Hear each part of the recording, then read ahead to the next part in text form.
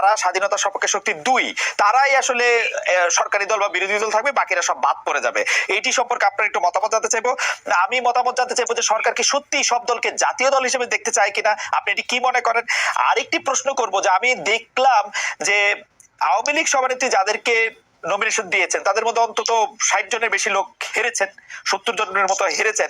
এটি কি আপনি সাংঘাতিক রকমের poor and bad and wrong judgement মনে করেন কিনা আওয়ামী লীগের সভানেত্রীর কাছ থেকে? আমি প্রথম প্রশ্নের জবাবে আগে আসি যে সরকার কি এটি চাচ্ছে কিনা যে Awami League B, Awami League C, Awami League D তৈরি হোক বাংলাদেশে?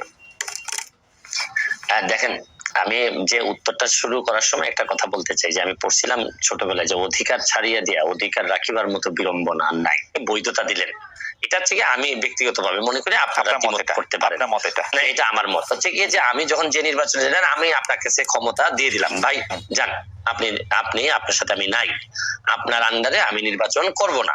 তারপরে এই নির্বাচন কিরকম হয়েছে এটা নিয়ে তর্ক বিতর্ক করা, আমি আমার জায়গায় স্ট্যান্ডিং থাকবো যে আমি শুনেন, আমি যে কারণে আপনার আন্ডারে নির্বাচন করতে চাইনি এটা নিয়ে আমার বিভিন্ন বৈধতা থাকতে পারে, যৌক্তিক ও যৌক্তিক দাবি থাকতে পারে। এই দাবি কিন্তু এখন আর উনাদের কিন্তু এখন আর এই জায়গা নাই। যেমন ধরেন আমি স্বতন্ত্র, কিন্তু স্বতন্ত্র হইলো দুইটা জায়গায় আমার, আপনি আমাকে আনকম্প্রোমাইজিং। একটা হচ্ছে গিয়ে যে আমি বঙ্গবন্ধুকে ধারণ করি, বঙ্গবন্ধুকে বহন করি, আর একটা হচ্ছে মুক্তিযুদ্ধের সপক্ষের শক্তি হিসাবে আমি নিজেকে দাবি করি এবং এই অনুযায়ী কাজ করি। এই জায়গাটাকে আপনি যদি বলেন যে এই জায়গা যেহেতু আপনি মানেন তাহলে আপনি বি টিম, তাইলে আমি সম্মানের সাথে আপনার সাথে দ্বিমত করতে চাই।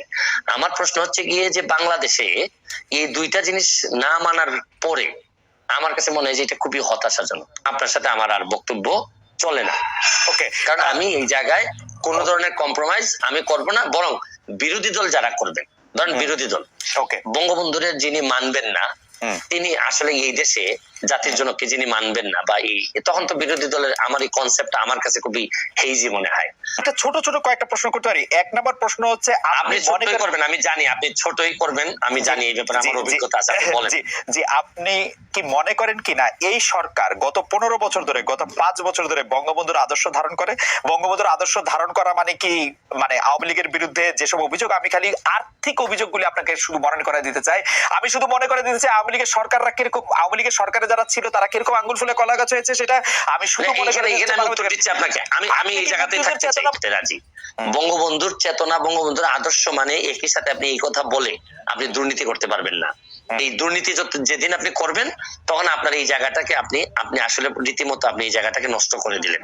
এই ব্যাপারে আপনার সাথে আমার কোনো দ্বিমত নাই। ধরেন আপনি দুর্নীতি বলেন, সন্ত্রাস বলেন, মাদক বলেন,